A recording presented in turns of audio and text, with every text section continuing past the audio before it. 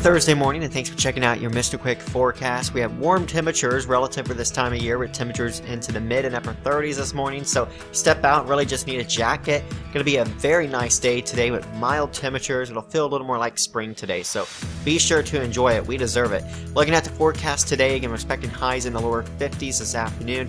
Most of the day will be dry. There will be a cold front coming in tonight, bringing in some light showers. I think after about 5 o'clock is when we can start to work in a few showers today, so most of the day is dry.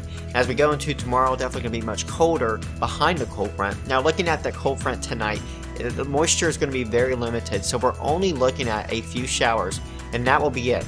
No impacts as far as any slick roads tonight because the rain will be very light, and then as we go into later tonight, we're going to dry things back out, and tomorrow most of the day should be dry.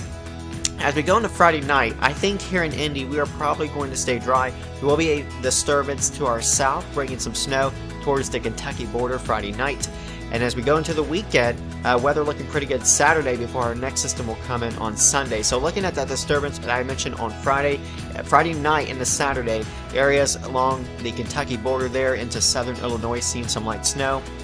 Again, this does look to stay south of Indy, so I really don't expect any impacts from that system for us here in central Indiana. Again, Saturday looks great. We're going to see mostly sunny skies, highs in the mid and upper 30s, and temperature-wise, really not that bad as we go into next week. Sure, it's not warm, but it's definitely not cold for relative for this time of year. It's pretty close to where we should be for this time of the year. But temperatures next week, just either side of 40 degrees. We'll see another wintry mix on Sunday. Again, we could see some minor accumulations from that, but not expecting anything of real significance there.